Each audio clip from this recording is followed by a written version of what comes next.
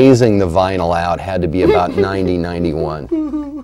Is when they finally said, okay, this is taken off. I was working in another record store at the time, and nobody seemed to really want the vinyl, so I took it. Oh, yeah, sure.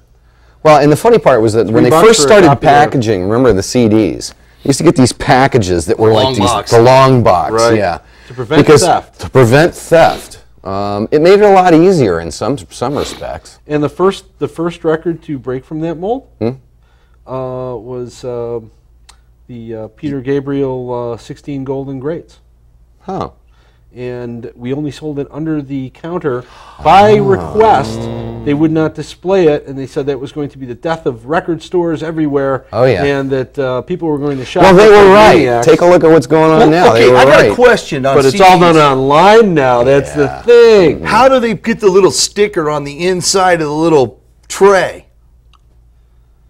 Nah, comes from the factory. And they used to only put them on rap records and heavy metal records. You know? That's knowing your target audience.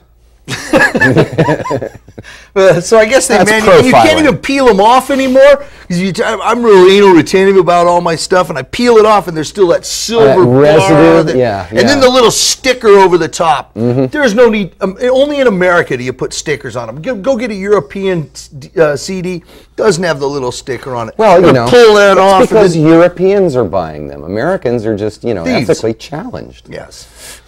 It's like Americans would open it up and slide the disc out and put it back. Yeah, there were all sorts of ways to steal stuff. Did your record stores have laser discs? Remember that? Yes. Format My dad watched a lot of laser discs. I liked laser discs. And he'd come in and look at them. Good fidelity. Yeah, well, you know, they were the precursors to DVDs. Only they were larger, weren't they? Yeah, and I did hate having to flip it in the middle. My turntable, you know, I couldn't get it to work with, you know, just a needle. It just, you know, halfway during the movie, you got to stop, you got to flip it and then put it back in and do that. But you know, I hated that. But no, I like flipping LPs. Right.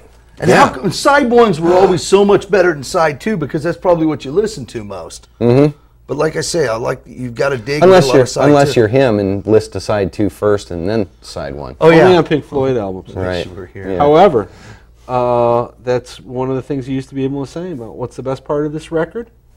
The other side. I liked when they used to have the run-in grooves at the end, so it would just keep going. You know, like off Peter Gabriel 2.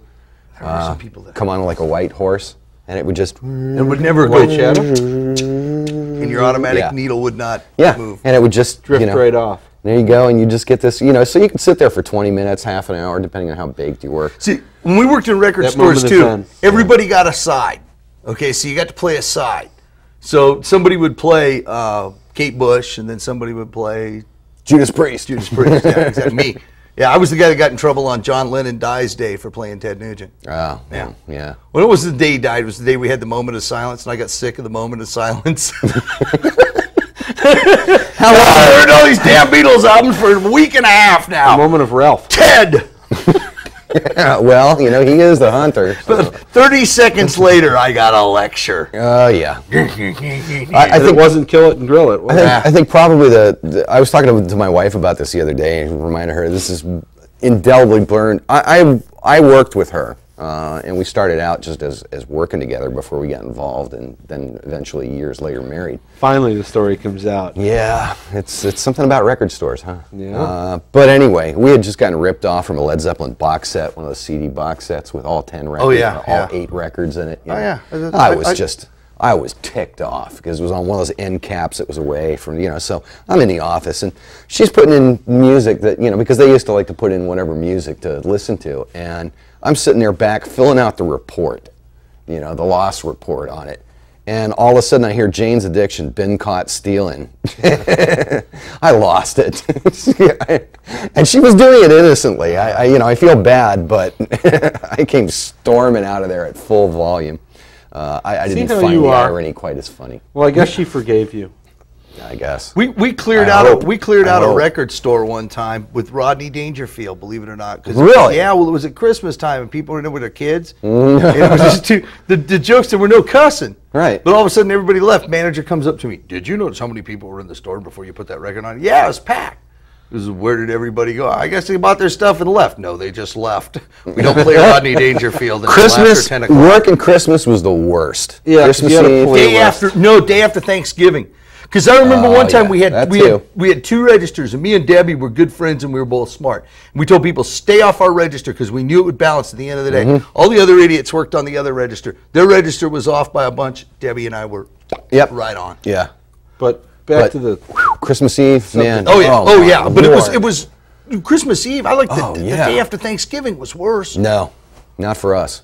Not We for were us. closed the 'Cause that's 24th. always when everybody can go. Our Well, wasn't. at least I worked a couple Christmas days. I can always get a last-minute Christmas gift.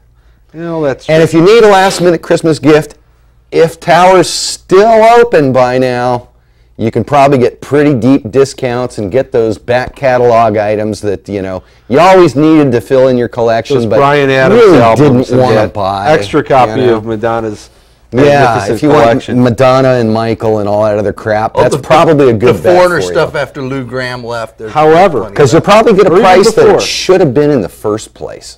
So, but they cost more to make than CDs now, and they have yeah. for a long time. So help them out with their liquidation. However, getting back to the subject of records that you would put on to make people leave. Okay. yeah. At like 9:59, when that last surge of customers came in, they weren't going to buy anything anyway, and they were Celine probably looking Dion. to rip you off.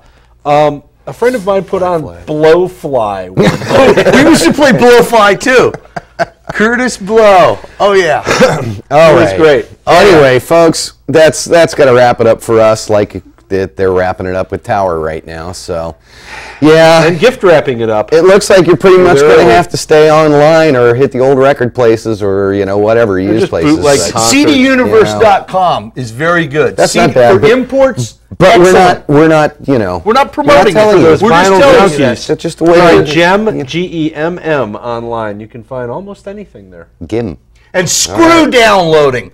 I want the lyric sheet. Yeah, well, they put those in now. Anyway, for us, that's it. Son of Orange County. Son of Mr. Green Jeans. I Son of mean a it, bastard son. Bye. Son of a gun. Yeah. Well, One heck of a son of a here gun. comes the sun. Yeah. Da da da I'm a da da. gun.